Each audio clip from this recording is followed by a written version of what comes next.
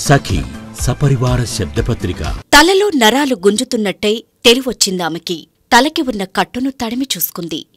ఒక్క క్షణం తానెక్కడుందో అర్థం కాలేదామెకు. కాని కాసేపటికి ఆస్పత్రి వాసన గుర్తుపట్టింది. ఆ స్పెషల్ రూంలోకి వచ్చిన నర్స్ ఆమెకి ఇంజెక్షన్ చేశాక కళ్ళు మూసుకునే ఉన్న ఆమెకు దుప్పటి కప్పి బయటకు వెళ్ళిపోయింది. ఆమె మనసు ఆలోచనలో పడింది. తానిక్కడెందుకుంది? తన పేరేమిటి?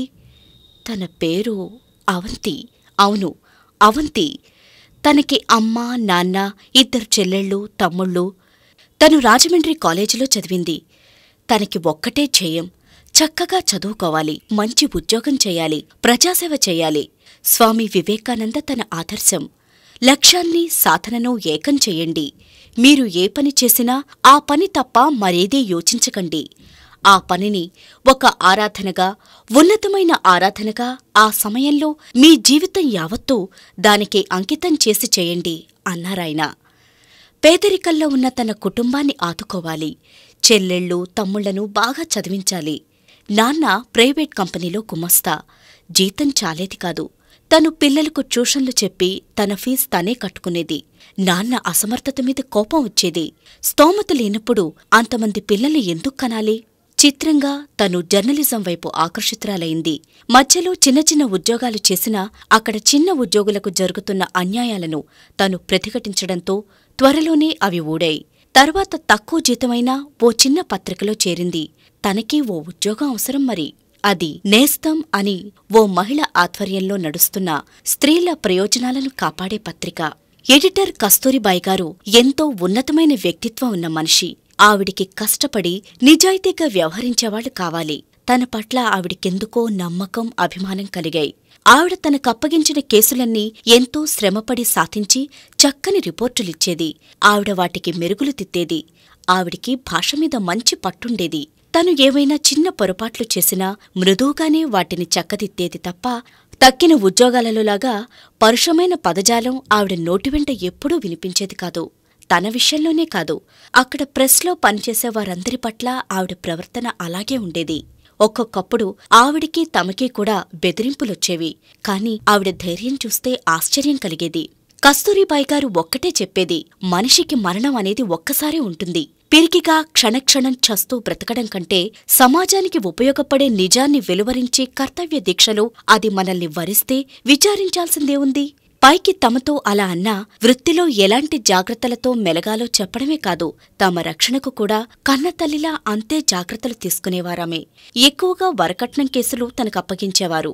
ఒకసారి చిత్రమైన కేసు తనకప్పగించారావిడ. చిత్ర అనే అమ్మాయికి పెళ్లై 2 ఏళ్లైంది.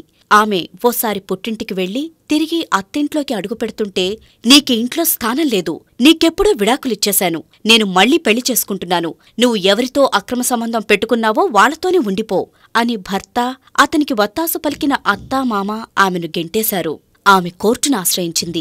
కోర్టులో ఆమెకు విడాకులు మంజూరైనట్టుగా ఉంది. అది ఆమె ఇష్టంతోనే. ఆమె స్వయంగా తనకి వేరే వ్యక్తితో అక్రమ సంబంధం ఉన్నట్టు అంగీకరించినట్టు ఆమె సంతకం కూడా ఉంది. కస్తూరిబాయిగారు తనను పిలిచారు. ఇది మన స్త్రీజాతికే సవాలైన కేసు. ఇది తేలే వరకు నువ్వు ఆఫీసుకు కూడా రానక్కర్లేదు. నాకు మంచి స్టోరీ తయారుచేసి ఎలా ప్రొసీడ్ అవ్వాలో కూడా ఆవిడే సలహాలిచ్చారు. మొత్తానికి పెద్ద సంచలనాన్నే లేవనెత్తిందా కేసు.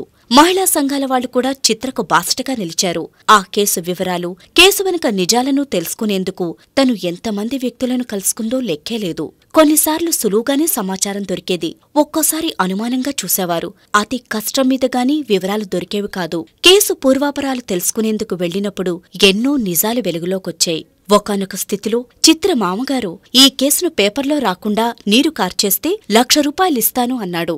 మానుకోకపోతే తన ప్రాణానికే ముప్పు అని హెచ్చరించాడు. తను వేటికీ లొంగలేదు. కస్తూరిబాయిగారు చెప్పినట్టు ఒక నిజాన్ని వెలికితీయడం వల్ల అమాయకురాలైన ఒక మహిళకు న్యాయం లభిస్తుంది అన్నదొక్కటే తృప్తి. చివరకు చిత్ర విజయం సాధించింది. ప్రేమించి పెళ్లాడిన భర్త ఆమెను ఎలాగైనా వదిలించుకుంటే మళ్లీ పెళ్లితో ఎక్కువ కట్నం దొరుకుతుందనే ఆశతో చిత్రను నమ్మించి ఎప్పుడో ఆమె ఇంకెందుకో సంతకం పెట్టిన కాగితాల సాయంతో విడాకులకు తనే అప్లై చేసి కోర్టులో కిందవాళ్లకు లంచాలు పెట్టి కొన్ని డాక్యుమెంట్లు మార్పిడి చేసి వేరొక మనిషిని తన భార్యగా చూపించి ఆమెతో విడాకులు కావాలని చెప్పించి విడాకులు పొందాడు. ఆ తర్వాత ఇంటికొచ్చిన భార్యను బయటికి గెంటేశాడు. ఆమె తల్లిదండ్రులు కాళ్లా వేళ్లా పడి బ్రతిమాలినా చిత్రకు ఎవరితోనో అక్రమ సంబంధాన్ని అంటగట్టాడు. కాని లోకదాలత్ ద్వారా తాను ఆమె నుండి విడాకులు పొందినట్టు చెప్పడమే కాక మళ్లీ డబ్బున్న తన బంధువును పెళ్లి చేసుకోవడానికి ఏర్పాట్లు చేసుకుంటున్నట్టు తెలియడంతో చిత్రకి తెగింపొచ్చింది. తనకు జరిగిన అన్యాయాన్ని మహిళా సంఘాలకు వెల్లడించింది. చివరకు వాళ్లే లాయర్ను కూడా ఏర్పాటు చేశారు. చివరికి ఆమె భర్త చేసిన మోసం వెల్లడై విడాకులు రద్దవడమే కాక ఆ కుటుంబం జైలుపాలైంది.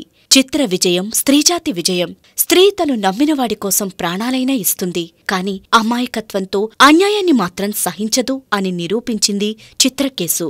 తరువాత కస్తూరిబాయి గారికి తన మీద అభిమానం, నమ్మకం రెట్టింపయ్యాయి. ఆవిడ ఆధ్వర్యంలో తను ఎన్నో వరకట్న చావుల కేసులు ఆరా తీసి నిజాలు బయటపెట్టింది. అత్తింటివాళ్లు కేవలం డబ్బు కోసం కోడళ్ల నిండు ప్రాణాలు తీసి వాటిని ఆత్మహత్యలుగా నిరూపించేందుకు ప్రయత్నించడం, ఆమె బిడ్డల్ని అనాథల్ని చేయడం తనకు హృదయ విదారకంగా అనిపించేది. ఆడపిల్లల తల్లిదండ్రులు పేదరికంతోనూ కూతురే పోయాక ఇంకెవరికోసం పోరాడాలి అన్న నిర్వేదంతోనూ బలవంతాన దుఃఖాన్ని భరిస్తుంటే ఆ బిడ్డలకైనా న్యాయం జరగాలన్న పట్టుదలతో తను ఎంతో కష్టపడి నిజాలు రాబట్టేది. అన్నిటికన్నా తనను బాధించిన విషయం కేవలం నిరక్షరాస్యులే కాదు, చదువుకుని ఉద్యోగాలు చేసుకుంటున్న స్త్రీలు కూడా పరువు కోసమని కుటుంబ హింసను భరించడం, చివరకు సమస్యలకు పరిష్కారం చావే అనుకోవడం తనని తీవ్రంగా కదిలించేవి. కొన్ని చోట్లయితే సంతానం కలగకపోవడానికి తన కొడుకే కారణమైనా ఆ లోపాన్ని కోడలికి అంటగట్టి ఆమెను చంపి మరో అమాయకురాలి గొంతు కోయడానికి సిద్ధపడిన ఎన్నో కేసులతో రహస్యాలను బట్టబయలు చేసింది. ఒకరోజు కస్తూరిబాయి గారు తనని అర్జెంటుగా రమ్మని కబురు పెట్టారు. చూడమ్మా అవంతి, ఇంతవరకు నువ్వు చేసినవన్నీ ఒకెత్తు. ఇప్పుడు నీకివ్వబోయే అసైన్మెంట్ కాస్త ప్రమాదంతో కూడుకున్నదే. అయినా నీకంటే సమర్థులు నాకెవ్వరూ కనిపించడం లేదు. అతను ఓ సంఘ సంస్కర్త, జనంలో చాలా మంచి పేరున్న వ్యక్తి. కాని ఈ మధ్యకాలంలో మన రాష్ట్రంలో తరచుగా జరుగుతున్న ఆడపిల్లల కిడ్నాపులకి అతనికి సంబంధం ఉండవచ్చునని లీలగా అనుమానం. నీకు వివరాలిస్తాను. నువ్వు ఎలా అయినా తిరుగులేని ఆధారాలు సంపాదించాలి. అతనికి పోలీసుల్లో కూడా చాలా పలుకుబడుంది. అది నువ్వు మర్చిపోకూడదు. ఈ కేసు సాధిస్తే నీకెంత పేరొస్తుందో. నువ్వు పరిశోధిస్తున్నట్టు తెలిస్తే ప్రాణాలకు అంత ప్రమాదం ఉంది. ఈ రాకెట్ను బయటపెట్టగలిగితే ఎందరో పసిమొగ్గల జీవితాలు వ్యభిచార చట్రంలో ఇరుక్కోకుండా కాపాడినవాళ్లమవుతాం. మన పత్రికకు తిరుగుండదు. ఆవిడ చెప్పిన విషయాలన్నింటిలోనూ తనకు బాగా నచ్చింది పసిమొక్కల జీవితాలను కాపాడగలగడం. ఇందులో రిస్కుంది, నిజమే. రిస్కులేనిదెందులో అయినా సాహసంతో ఎన్నో ప్రాణాలు కాపాడబడతాయంటే, సమాజానికి మేలు జరుగుతుంది అంటే అదే 10,000. తీరుబాటుగా రిస్కులేని 100 ఏళ్ల జీవితం కన్నా రిస్కుతో కూడిన లైఫ్తో 10 మందికి మేలు జరిగితే గట్టిగా 10 ఏళ్లు బ్రతికినా చాలు. ఏంటమ్మా ఆలోచిస్తున్నావ్? భయంగా ఉందా? తను నవ్వింది. Very good, proceed. ఈ విషయం మీ ఇంట్లో కూడా తెలియకూడదు. నువ్వు గట్టిగా కూడా అనుకోకూడదు. ఎందుకంటే గోడలకే కాదు, మనసుకు చెవులుంటాయి. ఆవిడ తన భుజం తట్టి తనను గట్టిగా కావలించుకుంది. ఆ స్పర్శతో తనలో ఏదో ధైర్యం ప్రవేశించినట్టు అనిపించింది. చిన్నప్పుడు నాన్న అనేవారు, సాంగత్యం అనేది మనిషిని ఎంతో ప్రభావితం చేస్తుందని. ఎందుకంటే సజ్జనుల సాంగత్యంలో మనపై వారి సద్భావనల ప్రసారం ఉంటుందిట. అదే దుర్జనుల సమక్షంలో మన మనసులోనూ వారి దుష్ప్రభావం పడుతుందిట. మనుషులకే కాదు, పరిసరాలు, ప్రదేశాల ప్రభావం ఎంత తీవ్రమైందో చెప్పేందుకు ఆయన రామాయణంలోని ఒక ఘట్టం వివరించేవారు. దండకారణ్యంలో కాబోలు సంచరిస్తున్నప్పుడు ఒక ప్రదేశానికొచ్చేసరికి లక్ష్మణుడికి అనిపించిందిట, ఛ, నేనీ రాముడికి సేవలు చేస్తూ మూటలు మోస్తూ ఈ అడవిలో ఎందుకింత కష్టపడాలి? నాకేం అవసరం? అరణ్యవాసం చేయాల్సింది రాముడుగాని నేను కాదు కదా. కొంత దూరం పోయాక తన ఆలోచనలకు తనకే పశ్చాత్తాపం కలిగి అలా ఆలోచించినందుకే ఎంతో బాధపడుతూ అన్నగారిని ప్రాయశ్చిత్తం చెప్పమన్నాడట. అప్పుడు రాముడు నవ్వి, లక్ష్మణ, అది నీ తప్పు కాదు. మనం రాక్షస నివాస ప్రాంతం గుండా వచ్చాం. అందుకే అక్కడ నీలో అటువంటి ఆలోచనలు కలిగాయి. ఇప్పుడు ఋషులు సంచరిస్తున్న ప్రాంతంలోకొచ్చాం కనుక నీ ఆలోచనలు మారిపోయాయి అన్నారుట. అదీకాక విక్రమార్క సింహాసనం గురించి కూడా ఓ విషయం ప్రచారంలో ఉండేది. విక్రమార్కుని సింహాసనం కాలక్రమేణా మట్టితో పూర్తిగా కప్పబడి మేకలు కాచే పిల్లలు అక్కడ ఆడుకుంటూ ఉండగా తగువ వస్తే దానిని తీర్చేందుకు ఆ దిబ్బమీద కూర్చున్నప్పుడు ఓ గొల్లపిల్లవాడు న్యాయంగా తీర్పివ్వడం, దిబ్బ దిగేక మాట మార్చడం గమనించిన భోజరాజు గూఢచారులు రాజుగారికి ఆ విషయం చెప్తే ఆయన ఆ దిబ్బ తవ్విస్తే విక్రమార్క సింహాసనం బయటపడిందిట. ఆ గొల్లపిల్లవాడి ప్రవర్తనకు ఎంతో కాలం న్యాయంగా ప్రజలను కన్నపిట్టల్లా పాలించిన విక్రమార్కుడు కూర్చున్న సింహాసనమే కారణమని అంతా గ్రహించారుట.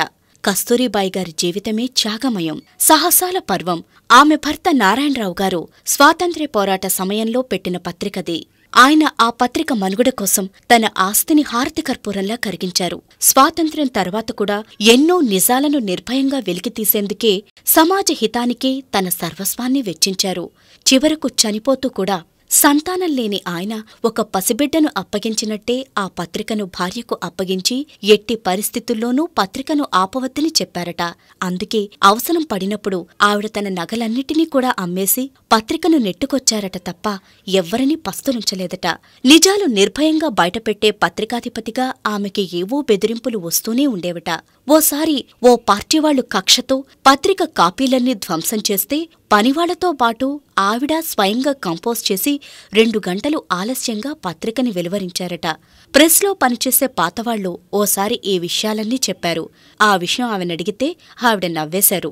అమ్మాయి, నువ్వు నా మీద ఇన్వెస్టిగేషన్ చేస్తున్నావంటే నీకు ఇన్వెస్టిగేషన్లో బాగా ఇంట్రెస్ట్ ఉందన్నమాటే.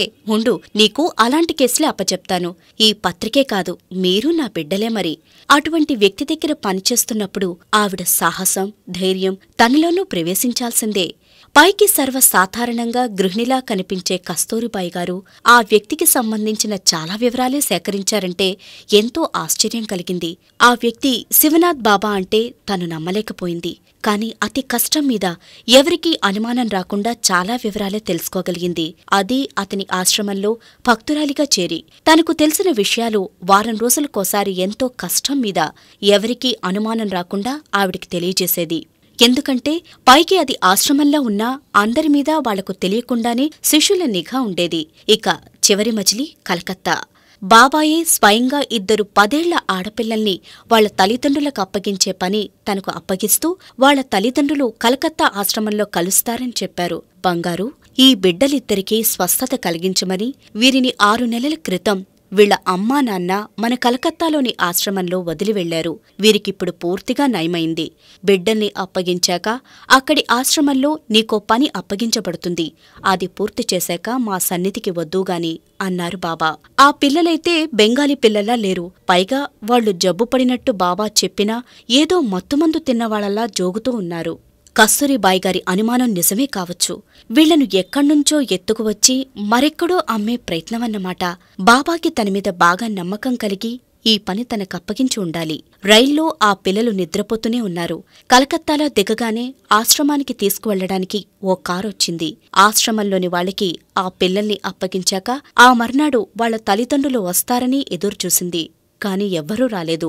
పిల్లల గురించి అడిగితే అక్కడి శిష్యులు తీవ్రంగా చూశారు. బాబా మీకు వేరే పని అప్పగించారు, అది మేం చెప్పేదాకా ఏమీ అడగద్దు. తనకెంతో బాధ కలిగింది. కస్తూరిబాయి గారి అనుమానమే నిజమైతే ఆ పిల్లల్ని వాళ్లు ఇక్కడి ఏ వ్యభిచార గృహాలకో అమ్మేసుంటారు. తన మనసు కదిలిపోయింది.